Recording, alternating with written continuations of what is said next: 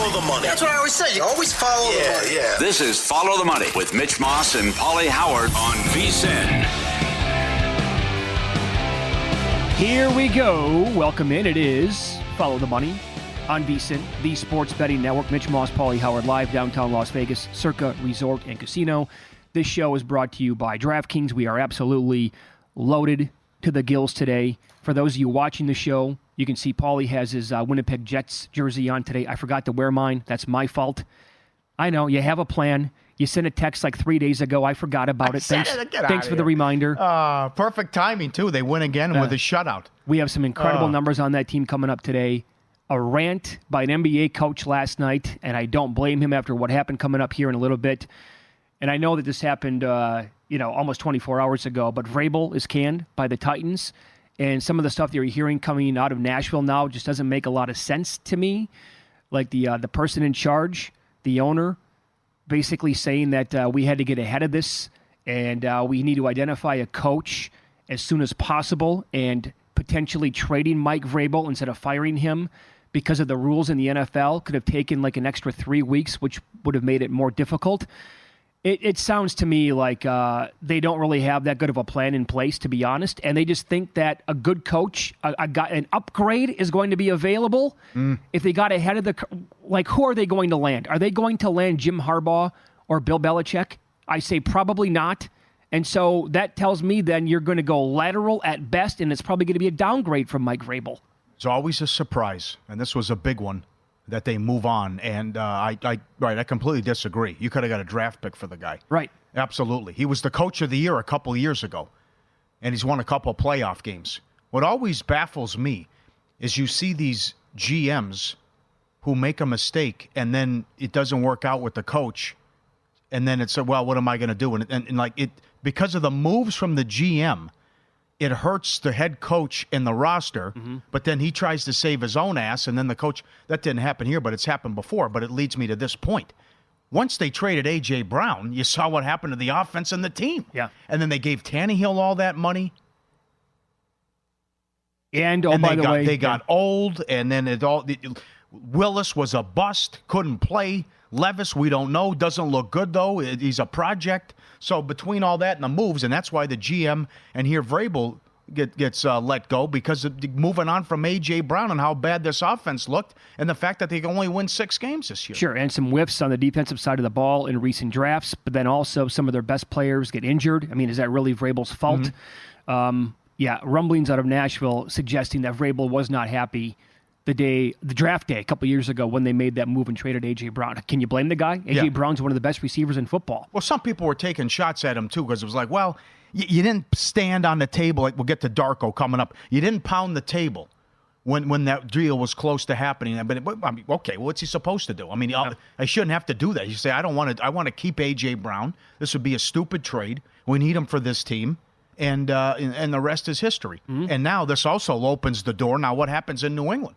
Because you heard about the rumblings that apparently he would be interested in the job. Why not? And now does this open the door for Kraft and Belichick out? And now Vrabel comes in too. Yep. Next Titans head coach, Mike McDonald, 3-1.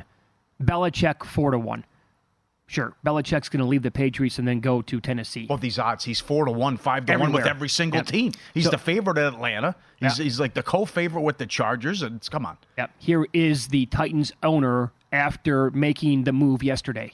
The last 2 seasons have been very disappointing, and the fans felt it. I felt it. We made changes last year, and I came to believe we needed to make a change to the coaching staff. People want to know, when did you come to this decision? It wasn't a last night or a month ago or whenever. It's just kind of been all season watching. And it was difficult, but I thought it was time to make that change. The last 2 years trending in the wrong direction. How soon we forget. The guy was the 1 seed a couple of years ago in the AFC with Ryan Tannehill in an absolutely packed conference. Yep. This is what I'm talking about when you can't, these coaches, and he got 6 years. Clearly, Mike Vrabel is a really good coach in the NFL. He's going to be an upgrade somewhere, and one franchise is going to be super happy to get him. Like Harbaugh won a national title. How many times did we hear over the years, couldn't beat Ohio State, pandemic year, they were terrible, time to go. This guy's got, Get rid of him. Can't win here. Then playoffs, national championship.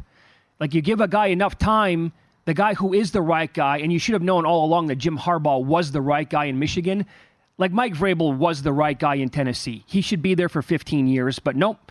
We live in a world where coaches get this many years, and they're going to try to find the next guy who's going to be better, and I say good luck with that. Well, yeah, good point. Not only the A.J. Brown train, but Tannehill fell off a cliff once True. they gave him all that money. Now, to go back to Vrabel and how he can design a game plan and keep a game close and play a defensive struggle, he won 2 playoff games where Tannehill didn't even throw for 150 yards. Yeah. Tannehill was awful in those playoff games. Remember, he went into Kansas City in that primetime game with Willis and almost beat Mahomes in that game. So your good point about being the 1 seed, and I think she's making a mistake here. And now we'll see what happens in Tennessee. And the big news was it opened the door in New England, and as they move on from Belichick, and does Vrabel just slide in there? How that could happen. He's also, think about this. You want a sign of a really good coach? Mike Vrabel is 14-12 straight up when he's a dog of 4 points or more. Straight up. Think that guy can coach? Yeah. I mean, that is one. That, I think that's the best mark since he's been in the NFL by any coach in the entire league, and that would make a lot of sense.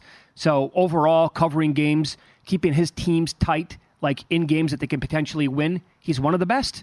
That's a really good sign. They don't have the talent there like some of these other teams do in the AFC, but they always had a fighter's chance. And I don't know. They're going to get some hot shot coordinator who's never been proven before or never had a head coaching job. That's going to be an upgrade over Vrabel. Yeah. Good luck to you. Yep, I'm with you. There's also this from last night. The Lakers beat the Raptors in a high-scoring affair. There is a takeaway from this, from a betting takeaway, by the way, which we'll get to in a second. 133-132. Free throw attempts in the last 4 minutes. Lakers 19, Raptors 0. That's the largest shutout in free throw attempts over the final 4 minutes of regulation in any NBA game since November of 2010. You guessed it, LeBron James was with the Heat. They had a 19-0 advantage against Utah before they lost in overtime. What a tweet from OptaStats. Yeah. How does that happen? Yeah. 24-3 in the fourth quarter. 36-13 for the game. Anthony Davis was 11 of 11 in the fourth quarter alone from the free throw line. Think they were important calls? Lakers won by a point. After the game, LeBron said, well, they fouled, we didn't. Okay. There was an offensive foul called on a charge when the Raptors lost their minds and couldn't believe it. 19-0 in the last 4 minutes. Impossible. I can't. Impossible. I mean, it really is. Yeah. Think about that. And you pointed this out earlier. Maybe Vrabel wasn't standing on the table enough in Tennessee like this guy was last night, the Raptors head coach, after the game. I think you shot with 23 free throws in that fourth quarter. What did you? Thank you, Doug. That's outrageous. What happened tonight? This is completely BS. This is shame. Shame for the referees. Shame for the league to allow this. 23 free throws for them, and we get 2 free throws in the fourth quarter. Like, how to play the game. I understand respect for all stars and all that, but we have star players on our team as well. How's possible that Scotty Barnes, who is all-star caliber player in this league, he goes every single time to the rim with force and trying to get to the rim without flopping and not trying to get foul calls. He gets 2 free throws for the whole game. How's that possible? How are you going to explain that to me? They had to win tonight? If that's the case, just let us know so we don't show up for the game. Just give them a win. But that was not fair tonight. And this went on for 90 seconds, and he's pounding the table. Darko Rakovic, head coach of the Raptors, and he's exactly right. I mean, we're going to the basket, too, not getting the calls. Barnes, hell of a player, having a phenomenal year. Not getting the calls. They get every call. We get close to them. They blow the whistle. I can't believe it's happened before. But as you mentioned, also a LeBron James team in 2010. So a couple things here. He better not get fined for that. Yeah. He probably will. Probably 100,000. That's a great rant. The league should not fine him because that cannot happen. That's ridiculous. I mean, yeah, the Lakers are going to say what they had to say. You can't have a 19-0 free throw disparity in 4 minutes of action. Come on. Especially that team. If it's going to happen, it can't be that team. Yeah. Here's the betting takeaway. Now, the Raptors play again tonight, so we're on very early. We don't know if they're going to sit players or not. But since that trade, when they sent OG Anunoby to the Knicks, and they got Barrett and Quickly back, the Raptors have been a dead over team. That game flew over the total last night. Again, the final score was 133 to 132. That's a lot of points. Obviously, it doesn't matter if that's the Pacers Bucks. That's a lot of points in an NBA game. It opened 230.5, closed 238 in some spots. So now, as we sit here, they're playing the Clippers tonight. Yep. Clippers also, other than that game against the Lakers the other night, they've been super potent. One of the best offensive teams in the league for a while now. That totals at 236, 235.5 tonight. If they had a day off and we're sitting there talking about, well, they're not going to set anybody, I would be telling you I got to bet over 235.5 right now. Yeah, well, they don't have any travel, so that helps out. Very true. But that's maybe they come out ticked off, ready to go, or maybe it's drown your sorrows and hit the clubs in L.A. Who knows? That remains to be seen. Good point, though. The Clippers are the hottest team in the NBA with what they've done and how Kawhi Leonard's been in a zone here for 3 weeks. And Doc Rivers yesterday said they have the most talent in the league. Hard to disagree. But that's a great point about what's going on with the totals. Also, see what the Knicks are doing. Another blowout win since they acquired OG. You want to get nuts with the Knicks? How nuts would you want to get with the Knicks? I think the Knicks have a better chance to knock off the Celtics than the 76ers as of now. That's how good the Knicks look. They're, I believe, 6.5 back in their division. Yeah. They're 100-1. Oh, wow. That is getting nuts. Up next, win some, lose some. Former quarterback Chase Daniel watched every single game of a certain NFL quarterback, and he says he's more convinced than ever that he should be the quarterback of their future.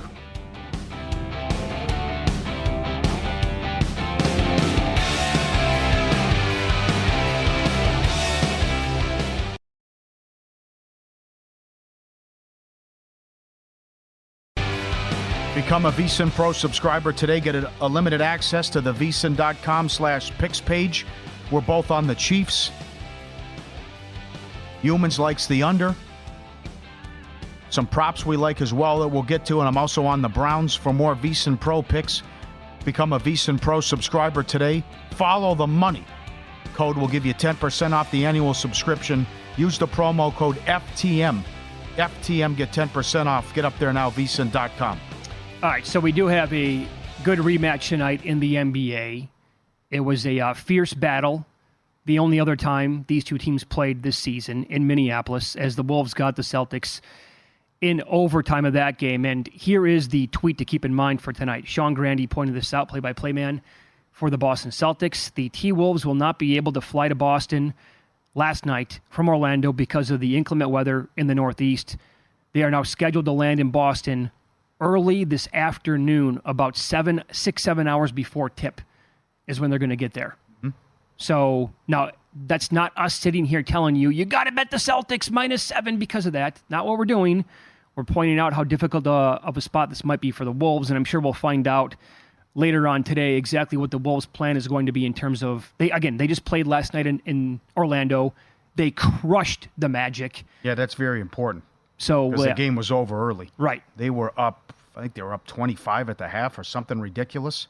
So you guys didn't have to play extended minutes. Mm-hmm. So now usually you just punt on the game and not play anybody. But then, as Julian mentioned, what happens to Boston now here too, with some guy, and Tatum didn't play in the loss against Indiana the other night. So they're coming off a loss, and you also have the revenge angle. But it's a perilous trade here with the NBA, especially this early in the morning. Yeah, I will point out.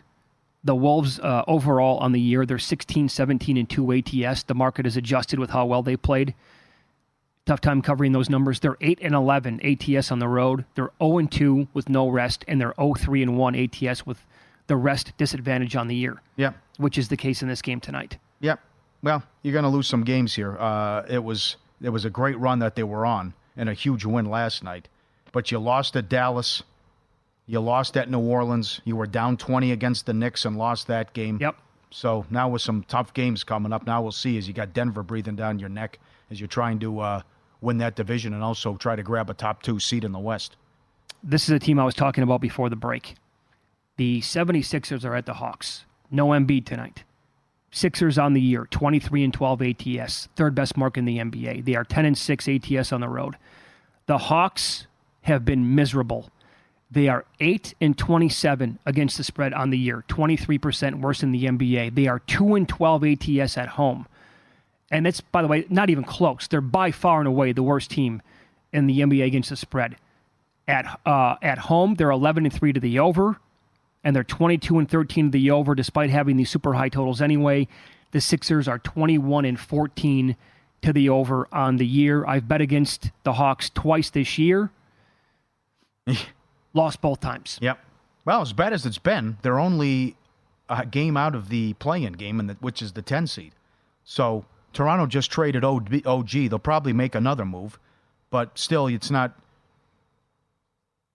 Yeah, but this is still Atlanta's going to be able to figure to make the play-in at least, which still is a disappointing year considering the expectations they had. But then again, I can't believe I fell for this crap again after they got me last year. So just a disaster so far in Atlanta. But Philly still has a talented team. Sure. Even though you don't have Embiid. So, again, a lot of teams are going to make moves here coming up with the deadline that Friday, February 9th, before the Super Bowl. And Atlanta's going to move pieces, and Philly's going to add some people. Yeah, so, Atlanta. This Eastern Conference playoffs are going to be crazy. Yeah. Philly will add a piece. Who knows what the Knicks will, even though the Knicks are hot.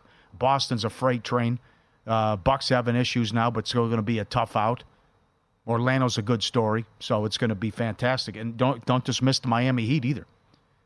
Yeah, they'll get Jimmy Butler back at some point, Yep. right? So in this game tonight, Atlanta's a 2.5-point favorite, and the total is 246.5. I actually might like it over more with no Embiid. Yeah, because they'll push the ball more. Sure. Mm-hmm. And the Hawks fly up and down. They're horrendous defensively. Yeah, right. They have a top 5 offense. Yes, and there's a super fast pace. So I actually think the total might be a little bit low in this game. I mean, these numbers are just eye-popping because we're not used to this at this point yet overall, like going over the years in the NBA. But I'll bring up the example again last night. Look at the market move on the Lakers-Raptors total. Opened 230.5, got to 238. That had no chance of. Now, they played an 86-point fourth quarter, so it eventually flew over the total. But the Raptors have been a complete over team since making that trade for Emmanuel Quickley and R.J. Barrett anyway. And now we're starting to see the line. Yep, the screen's lighting up right now. Boston just moved to 8. They went to 8 everywhere. That's one of the games. Spurs just moved to 3. And the total in that game is 238. That might not be high enough. Pistons games score a lot of points. Mm-hmm. But it's a back-to-back for them. And again, this is how crazy this sport is. The Kings were laying 11 on the road last night. Yep. They're down by 18. They allowed 47 points in the first quarter, down by 18. I laid $1.60 in play on Detroit money line. I didn't have a chance. No, I was up 22 points. I laid $1.60 in-game money line. I got run out. Yep. They were trailing at halftime. Yeah, good point. Yeah. Down by 18 in the first quarter. At the end of the first quarter, you're laying 11, and you won the game by 21. Yeah. 47 first quarter points. You finish with 110. It's a debacle. I think it was a 102-63 run by Sacramento. Sounds about right. Yep. Sabonis was a beast. I can't. Would you see that? What do you have? Like 37? Oh, he's been 16 and 12 or something. It's stupid that he had. His game log, like this month, I'll get it here in a second, has just been outrageous what he's doing.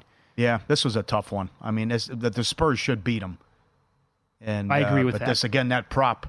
As we mentioned briefly, DraftKings have been all over this. Will the Pistons set the record for futility? Will they win at least 10 games? And Doug Kazarian bet 8-1 and loves the under. But, Doug's right. If you can't get games like this, where are the wins coming from? I know it. And you're not playing Cunningham. So I also agree that the total's too low as well. How about you haven't? I was going to say, here's Sabonis. Yeah. Here's Sabonis in the month of January. 23 and 19 against Charlotte. 22, 23, and 12 against Orlando. 24, 15, and 11 against Toronto. 17, 10, and 6 against New Orleans. 37, 10, and 13 last night. Yeah, it's you brought it up with Jeff Seeley. It's like he's still like 2-1 to get a triple-double, plus 250, something like that. In that range? You got to take that, right? The run that he's on. Sure. How about the Pelicans against Golden State? As we've talked about, it's a mess with Golden State. No size. Green acting like a buffoon. You also have, we mentioned, this is the most important takeaway I have. Infighting, Kuminga calling out Kerr. Imagine that, the onions on this kid. But you're under 500 and you played 23 teams that are under 500 on the season. So the schedule's been a joke, and they're a joke. But the Pelicans are hot. They beat Utah at home. Okay, no big deal. But then you beat the Lakers and ran them out by 20. You beat Brooklyn. You went to Minnesota and won. You had the hiccup Friday night. That just shows you how good the Clippers are playing. At home, Friday night, the Clippers were up 30 in that game.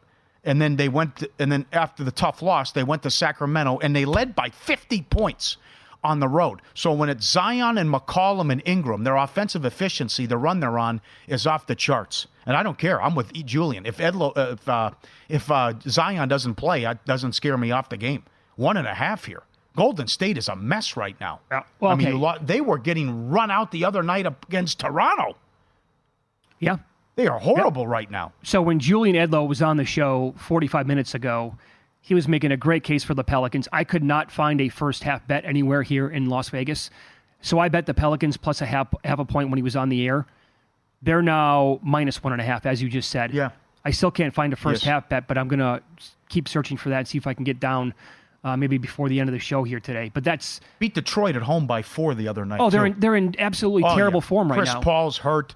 The Green situation, the infighting, do I play the young guys? What do I do? The pressure that's on Curry.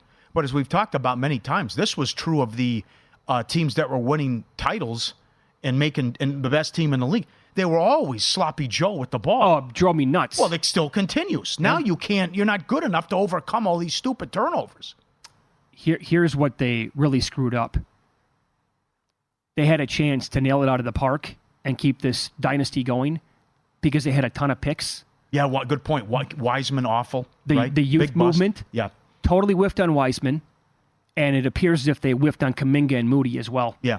Both those guys were taken super high in the same exact draft, and they had those 3 picks back-to-back years, and And Klay Thompson's cooked. Yeah, it appears that way, and he knows it too. By the way, he does. He's recently been talking. He's like, and Kerr's had to get on him and be like, "Dude, knock this off." It was an interesting soundbite about stop moaning and right, and set a example for the younger guys and stop worrying about what's happened to you. So, but it's you're right. He does know what's over. Yeah. Every day at this time, by the way, the market moves in the NBA. The Hawks are down to a 1-point favorite now. Some money, as we're talking, coming in on Philadelphia. That dropped 1.5 points in the last couple of minutes in that game. There is a lot of nightlife in Atlanta, though. A lot of different ways you can get in trouble there. I'll say that. That'd be the one concern in Philly. Soren Petro is going to join the program coming up next. Longtime radio host in Kansas City. He's covered the Chiefs for a long time. Does he agree with the move here? Chiefs are now a 4-point favorite. And what about this total in cold weather? We'll ask him coming up next. Josie.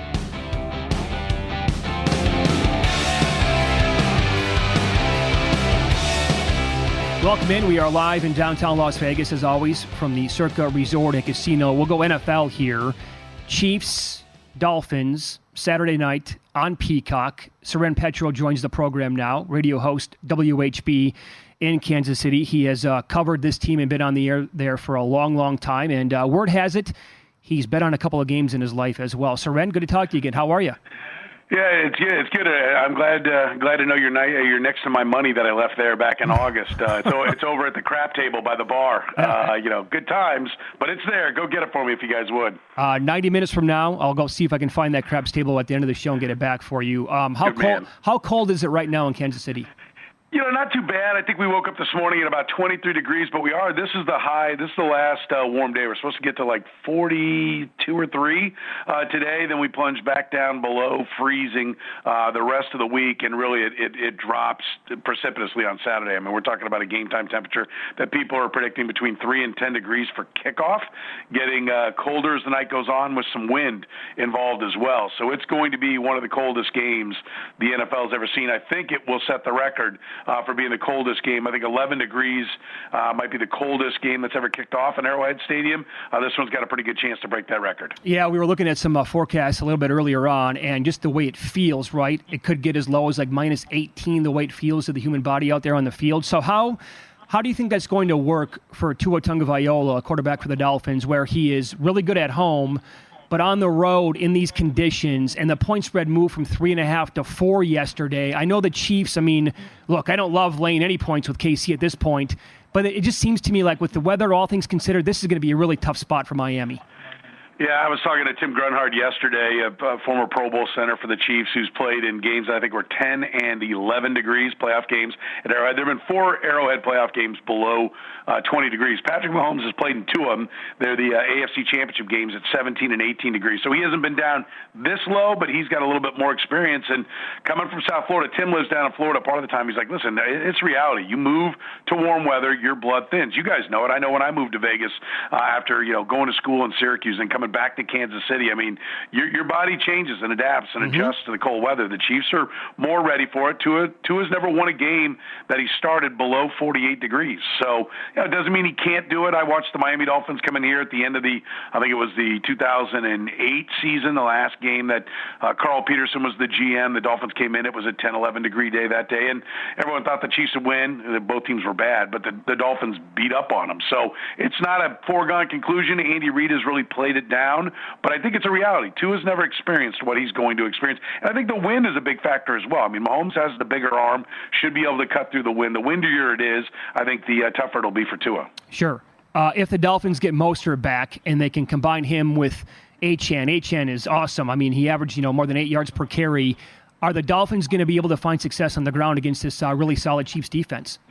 I think if you want to say the Dolphins win, now tell me how it happened. It starts with over 200 yards rushing from the Miami Dolphins, and I think that is the weak spot for the Chiefs defense. Listen, I think the Chiefs are aware that you throw to win and you run when you're winning, so they built a defense to stop the pass. They've got a great depth in the secondary, plus 2 top-shelf corners that they can throw at you, and the linebackers cover well, but it's the run game where you can get beat. Now, when they played over in Germany back in Week 9, the Chiefs did a pretty good job of slowing up that Dolphins running attack, and I think they got them behind the chains. The Dolphins only ran for 117 yards in that game. There was no Achane in that game, and I think that's the wild card. Is he the difference? I think the Chiefs will have a good run scheme, and I think some of the injuries that the Dolphins have, Waddle, the interior of their offensive line is a problem, but McDaniel does such a great job of coordinating that run game. I think it's an underrated and unheralded part of an offensive coordinator's job, the ability to really coordinate a strong running game, create those blocking angles to help your guys up front. And then he's got a great speed back in Achane and a great veteran in Mostert, who's not slow himself, to take advantage of it. So if the Dolphins are going to win, that's how they're going to do it. It's going to be running the ball. And I think Steve Spagnuolo knows that, and it won't be as easy as it looked at times for the Dolphins last week against the Bills. Follow the money here on VSiN, the Sports Betting Network. Our guest, Soren Petro, WHB in Kansas City, longtime radio host. Also, there's this. The Dolphins had to sign linebackers Justin Houston and Bruce Irvin this week. They also placed Jerome Baker, Cameron Good, and Andrew Van Ginkel on IR. There is a scenario here where, they're just so decimated at key parts of the defense where they're not going to be able to, maybe get that running game off the field for Kansas City if they can get Pacheco going. And the passing game, some of the underneath stuff, is working with Mahomes and company. Yeah, and I think that's one of the reasons why there's maybe optimism towards the Chiefs. We were talking off air about the line move and some money coming in, or at least the line moving towards the Chiefs. And I think Andy Reid pretty much said Donovan Smith is going to be back at left tackle. He's been out for several weeks. He's not great. He's solid. He needs a little help against a pure speed rusher. Well, that's not what he's going to face. He'll be just fine in there, and they get better at left tackle. Mecole Hardman came back in the scrimmage against the Chargers last week. He had 7 catches. He's not perfect, but we know that they've had problems at the wide receiver position. MVS can't catch. Kadarius Toney can't catch. Sky Moore can't catch. So if you can leave those 3 on the sidelines and have the rookie Rashee Rice, who's been really good, Mecole Hardman to stretch the defense really vertically. He doesn't track the ball well deep, but he does a lot of things, really horizontally. He doesn't go deep well. He runs well, but he doesn't track the ball well. But horizontally, he's a real threat, and that's where he beat the Chargers. And so I think there's probably a view that this Chiefs offense will be as good or better now that Hardman's settled into the offense after coming over midseason, back in the mix. They know how to use him. They can play to his strengths, and hopefully they've eliminated the guys that they've been trying to get up to speed that just weren't getting the job done at that wide receiver spot. Well, that's been the story, how bad the wide receivers have been, and they're number 1 in drops. Is the defense good enough then? And they only give up 17 points per game, but good, because if they win, they're probably going to Buffalo. So is it good enough to overcome this offense, which I can't believe I'm saying, even though they have Mahomes, but is it good enough to overcome this offense and make a deep postseason run? The answer is no. This is the best defense that the Chiefs have had in the Patrick Mahomes era, and it's the worst record they've had in the Patrick Mahomes era. And I think it speaks to the reality of the modern NFL. There are times that you have to be able to score, and the Chiefs haven't been able to do it. They always could count on the fact that if it was late in the first half, if it was late in the game, especially when you employ fourth down, Mahomes would go get you points. 51 seconds and one timeout, that's a field goal in your pocket, and maybe 7. Not anymore, not with this team. And so we've seen them play great defense. We've seen the defense hold the opposition to 17 points, 20 points where there was a pick 6 and the offense gave them another short field where the defense was on the hook for 3 or 6 points. At the end of the day, they still needed points from the offense and they couldn't get it. So, I think Chiefs fans would love to tell you yes. Reality of the modern NFL is no. The defense can only hold up for so long that the offense is going to have to step up and play better if they're going to make any run. Which team in the AFC has the best chance to go to Baltimore and win? Probably the Buffalo Bills, a day that Josh Allen, you get good Josh Allen, non-turnover Josh Allen. I related him to Brett Favre. I mean, Patrick Mahomes, people wanted to say was Brett Favre. Josh Allen's Brett Favre. If Josh Allen's on, they're the biggest threat. But listen, the Chiefs have the ability to do it. Don't get me wrong. And I'm going to tell you that Baltimore's worst nightmare is seeing red and gold roll into that stadium. They've had a lot of bad losses to the Kansas City Chiefs. And so I think there will be a mental hurdle that the Baltimore Ravens would have to get over early in that game against the Kansas City Chiefs because of how many times the Chiefs have laid them to waste. Hadn't been in the postseason, but they just haven't really been able to get by Mahomes. I think they got him once, but I think they're 1-4, Lamar, against Patrick Mahomes, something in that neighborhood. So, yeah, Baltimore's got the best chance, but I think the Ravens would probably rather see Buffalo than the Chiefs because of the history they've had with the Chiefs. Sure. Do you have Flacco fever? Are you buying into the Browns? I am not at all. Listen, do I like the Browns as a team? Yes, but 8 interceptions in 5 games. I think people need to settle down about how well Joe Flacco's playing. There's been a lot of interceptable balls that have also been dropped. So, look, Flacco is the guy to start for them. He's their best quarterback. But let's stop acting like Joe Flacco is going to carry a team. It's going to be the rest of that team that has to get it done. They're going to need to run the football. They're going to need to play great on defense because Joe Flacco needs to be put in a position to manage the game and not win it.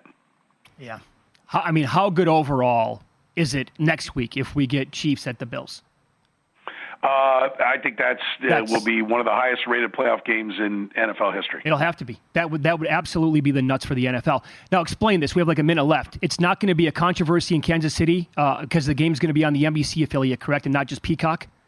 Right. It'll be on, what is it, Action or 41? I don't know what that is. 41, NBC local affiliate. Yeah. Okay. Big. Yeah, sure. We'll be scrambling to see if we can find it out here and elsewhere. It would be lose your mind, storm, especially when the Chiefs and Royals are trying to get a new stadium passed right here. It would not be a smart play for the NFL to help to do that, and they're not doing it. So, but yes, it would be Armageddon in Kansas City. No kidding. You can follow Seren on Twitter. He is at Seren Petro. Great stuff as always, my man. Thank you. Guys, always my pleasure. Thanks for having me. Great job. There you go. Someone not buying the fever finally. How about that? Yeah. This is going to be ugly. I mean, the older demographic is going to lose their minds this week. If they're not aware of it, these old guys are going to have to try to find Peacock. And what? The game's not on TV? What? Think about how long it's just going to take to register. Wouldn't you tell them that? I know. Where's the games, kid? What? What's not on? What's Peacock? What does that mean? Okay, what to watch for next season with teams that won 5 or fewer games coming up next.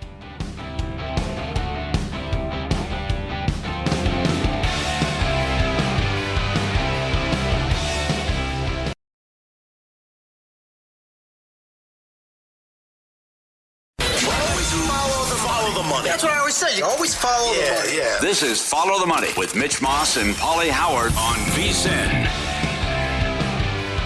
Welcome in. We're live in downtown Las Vegas from the Circa Resort and Casino. This show is brought to you by DraftKings. I love our next guest. Richard Roper joins the program, longtime film and TV reviewer for the Chicago Sun-Times, plus his podcast is called The Richard Roper Show. Good to talk to you again, friend. How you been? Guys, it's great to talk to you. You know, one of my resolutions for 2024 is to get back in studio with you guys at least one morning at some point this year so I can see you in person. Oh, that would be great. That would be excellent. Yeah. So the Emmys are coming up, and the reason why, well, first of all, you're a great guest, and you know this stuff like the back of your hand. So The Golden Globes were this past weekend. The Emmys are coming up this next week. So DraftKings recently pulled the odds to win the Emmys. We did talk about it leading up to it, but they pulled them. How much of an indicator was it last week at the Golden Globes and a predictor for what happened last weekend and how much it has to do with what's going to happen this week? Yeah, well, the thing is, and I'm sure, your listeners know this, the Golden Globes were on life support a couple of years ago. They had all kinds of scandals. They'd lost their credibility, and they did a great job of kind of, restoring whatever credibility they had. They increased the membership. They got a TV deal with Dick Clark Productions. It's on CBS now.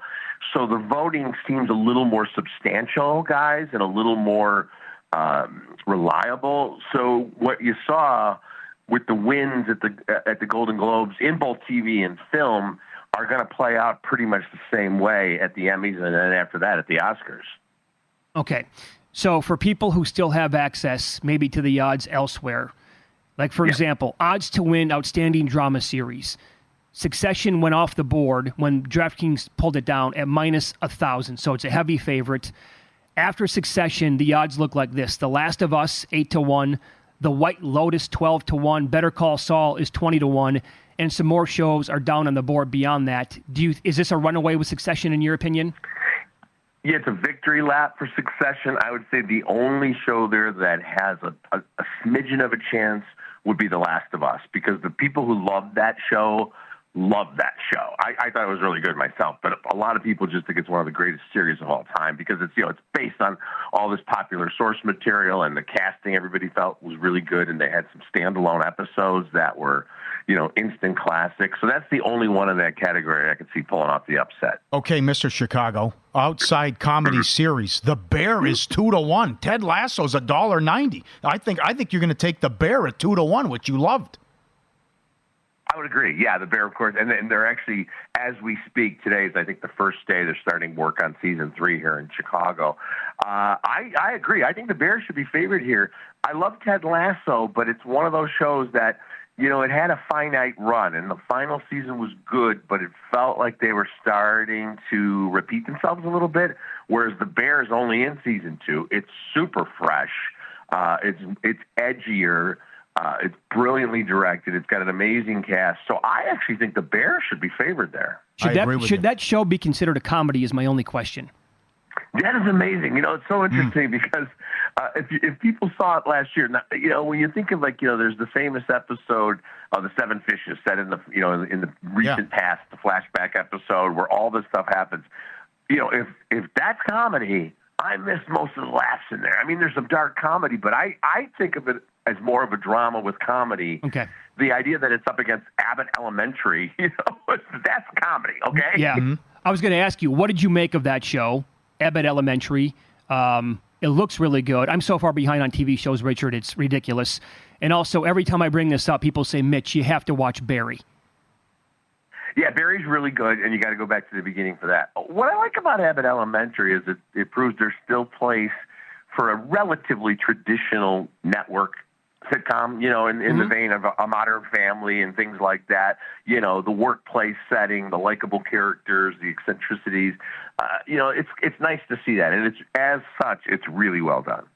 How about for lead actress and then supporting actor? Is that going to be Succession as well? Kieran Culkin just won Sunday, and the second choice is Jeremy Strong, and then the gal who plays Shiv is a huge favorite as well. Is it just going to be more Succession awards? Yeah, Sarah Snook, who was great. And when I look at some of the nominees here, like for you mentioned lead actor, Kieran Culkin has been around since he was a kid. I think people know he's Macaulay Culkin's brother, right? Mm-hmm. He's been in movies since he was 4 years old, and he's been nominated for things before, but he's never really won. And he had such a great character to play in Succession. Jeremy Strong's great, but he's kind of a bigger talent, I would say, or at least somebody who's going to get more huge roles. Bob Odenkirk has a slew of Emmys already. So when you look at the category there, you're like, okay, they're going to give it to Kieran Culkin because he's very good. Don't get me wrong. He's a great actor, but he might not ever get a role this good again. Oh, interesting. Okay. That's possible. Never thought about that. Yeah. And now here we go, Richard. The list to win Outstanding Lead Actor for a comedy series, Jeremy Allen White, who won at the Golden Globes, of course, this past weekend, in the show Bear. He moved to minus 1,000 favorite. He's ahead of Sudeikis for Ted Lasso at 5-1. I actually think this category is very, very strong. I thought Martin Short was awesome in Only Murders in the Building, but he's 14-1. Bill Hader and Barry is 14-1, and Shrinking I thought was excellent on Apple TV. Siegel was very good, but I don't think he has a shot here at 35-1. Again, is this going to be Alan White here winning? Yeah, for sure. It's his year. The first two seasons of The Bear. Jason Sudeikis has won a ton before. Martin Short's been around for 50 years, so people kind of think like he's probably won a lot of awards. I love Bill Hader and Barry, but I don't know if it had the mainstream appeal to get the huge votes. And I agree. First of all, Shrinking's a really good show. Talk about like a really it's from some of the same people who did Ted Lasso, and you could tell because it's got that same. It's not afraid to be really smart and really dark and then unabashedly sentimental. And we need shows like that. At the end of each episode, you want to hang around with these people. Yeah, you want to have a beer with them. Right? Yeah. Well said. How about some new shows now? True Detective 4 starts Sunday with Jodie Foster. What do you think? Yeah, guys, it's interesting because there's been 4 seasons. They're not really related, although this one kind of makes some callbacks to the season 1, which most people think is the best. But in a way, this True Detective almost feels more like a season of Fargo because it's set in Alaska. It's got that wintry setting. And what I love about this audition, guys, is Jodie Foster's playing a sheriff investigating some really demented murders. And you can't help but think, how cool is that 30 years after she was Clarice Starling in The Silence of the Lambs? Mm-hmm. It's a very different story. It kind of reminds me of the classic movie The Thing, where there's this station, there's some sort of experiment scientist station, and then weird things start happening. And throughout the series, it's 6 episodes this time around. You're not sure, is it supernatural or is it just the evil of man? It's really well done. Really.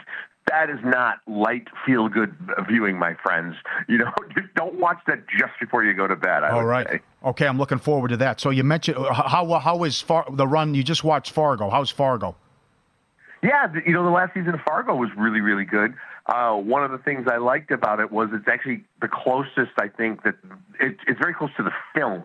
It has more of the tone of the film and just brilliant performances. And John Hamm plays one of the most corrupt sheriffs of all time. When you think about John Hamm after Mad Men, how great he's been because he did a really smart thing, guys. Instead of just playing the leading man because he's so handsome and that kind of guy, he takes these great character roles. So he plays the FBI agent in the town. He plays a sheriff here. He likes to play law enforcement officers who are kind of a little bit bent. So I think it's really smart because he's like thinking, there's going to be a day where I can't be a leading man. So he's carved out a character actor career.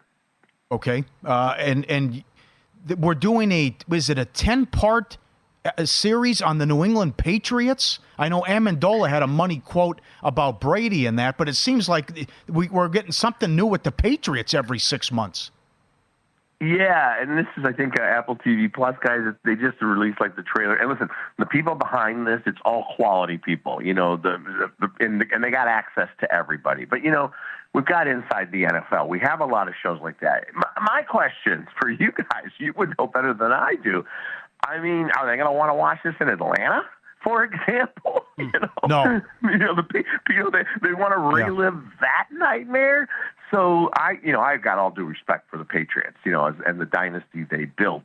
But I think, when you look at The Last Dance with, Jordan and the Bulls, they were larger than life characters. To me, you talk about the Cowboys as America's team. I think of the 1990s Bulls were America's team. When they traveled, as you guys know, the Bulls were like rock stars in every city they went to. I don't necessarily know that there's that kind of interest in the Patriots. This robotically efficient monolith that just kept crushing everybody. Listen, I'll watch it. You guys will watch it. I don't think it's going to become a popular culture sensation like The Last Dance or even Winning Time, for example, a fictionalized version of the Lakers, which was brilliant. That was awesome. HBO made a mistake there. No, you're right. This team was hated and despised, and it's just too much. Whether it was something on Brady, something on NFL Network, there's been too much done on the Patriots the last few years. It's like, do you want to see a documentary about Rocky Balboa or Ivan Drago? You know what I mean? I'll give you 2 other shows, and we have about a minute left here. Paulie and I have talked about The Jinx, season 1, over the years and how much we love that show. They're coming out with season 2. And my favorite show in recent years, The Boys on Amazon Prime. I can't wait for season 4 to pop. Yeah, that's one of those shows that has a great following and not the hugest following. And I want to tell you about another one real quick. There's a series coming up on Hulu called Death and Other Details. And if you like The White Lotus and you're waiting for White Lotus season 3, check out Death and Other Details. Very similar kind of structure about a bunch of rich people that you love to hate. Okay. Up next here, Follow the Money on VSiN, the Sports Betting Network. More with Richard Roper, including betting on the Academy Awards. Odds are still up at DraftKings. And we're starting to see some heavy favorites on the board, but not like most years. Does that mean there's actually value on the favorite right now, or will dogs be barking this year? We'll ask Richard coming up next here on VSiN.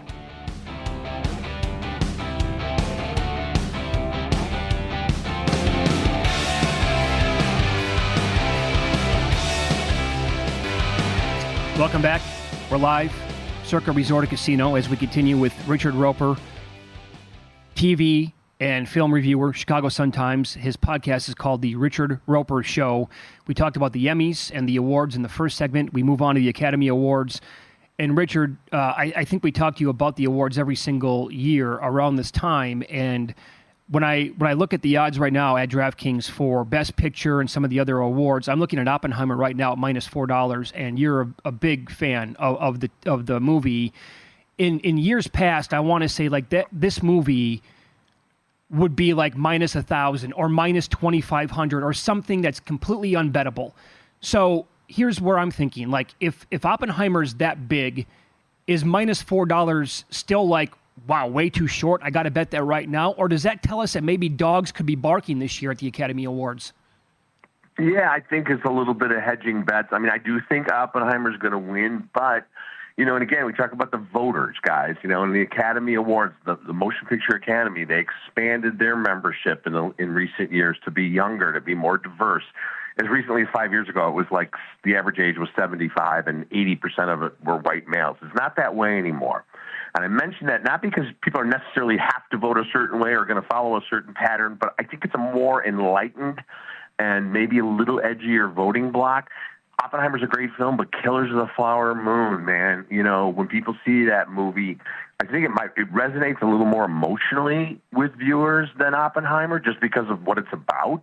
Mm-hmm. So if you can get Killers of the Flower Moon at a pretty good price, I don't think it's out of the question. Now, why is that the third choice though? Because we'll get to your list coming up, but you have Oppenheimer 1, Flower Moon 2 for best movies of the year. Poor Things is the second choice.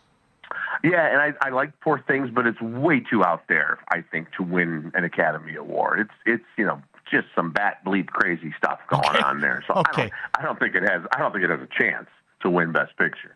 Okay. Oh, all right. Well, how about Best Director then? Nolan for Oppenheimer, he's -1,000. Is it his now, or like Scorsese for Killers of the Flower Moon? He's 7-1.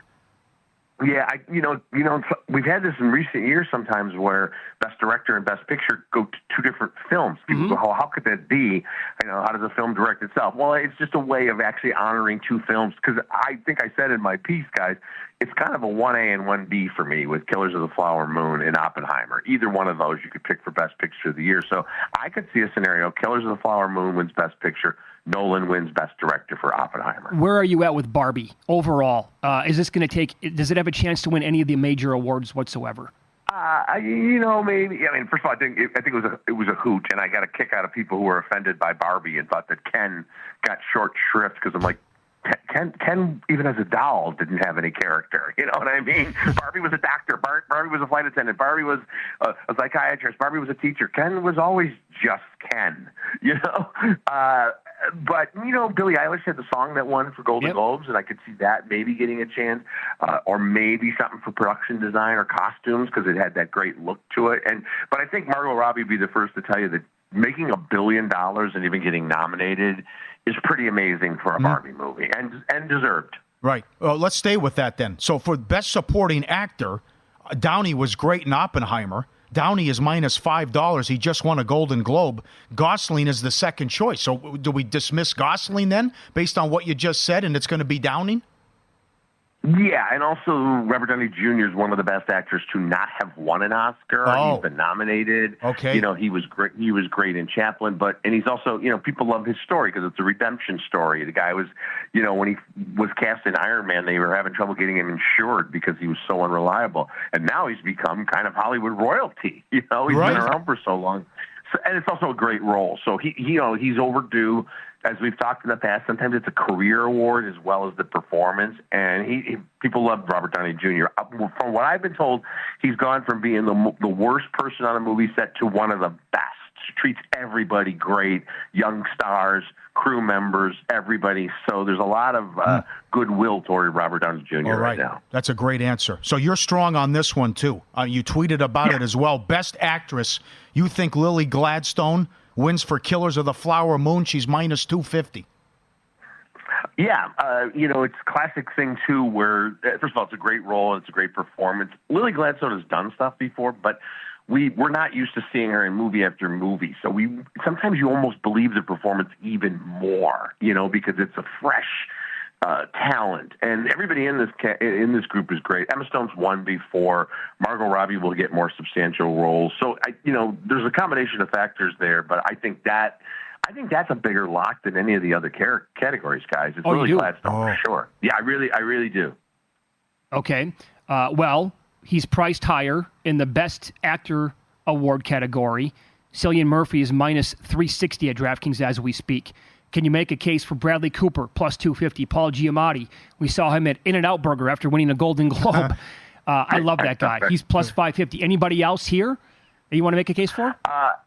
You know, I love Bradley Cooper. I think Maestro's been kind of unfairly maligned by some people for whatever reason. I think Paul Giamatti, guys, has a chance because again, we go back to somebody who's been around, you know, since he played Pig Vomit in Private Parts, 30 years ago. Yeah. Right. Yeah. Right. And one day I'll tell you the story about the real life guy for that who almost offered me a radio job one day. That's a whole other story. Wow. But he's so great. And I love Cillian Murphy and Oppenheimer, but Oppenheimer, first of all, it's a huge ensemble movie, right? I mean, there's 10 big performances in there, and it's about the story as much as the man, whereas The Holdovers is basically Paul Giamatti's movie with a couple of great supporting performers around him, but there's about 4 main characters, so he carries the film. So it's more of an Oscar bait, you know, type performance, and also, who doesn't love Paul Giamatti, right? That's right. That's right. He's an unbelievable actor. So then he's live then, in your opinion, at plus 550. Absolutely. Okay. Your list, best movies of 2023. You loved Oppenheimer. You think you can win 6 Oscars. By the way, with this guy Ludwig, that's a deep dive, but that's available too. Will he win for composer, the Ludwig guy, for Oppenheimer? Yeah, Ludwig Göransson. You saw him in the Golden Globes. He's one of the great composers of our times. He's worked with pop stars. He's done it all. So if you're filling out your ballots, and I'll be happy to come on in a couple of months around in March, guys. We can go through it. I can help people fill out their Oscar ballots. But those are the categories you have to win your company pool. You got to win composer and short film and animated short and all that stuff. Yep. Oppenheimer number 1. Killers of the Flower Moon, number 2. You had Air, number 3. You know, I think, and people liked Air, it did really well, but I think it's because it came out earlier in the year, guys, I think it's been kind of forgotten a little bit.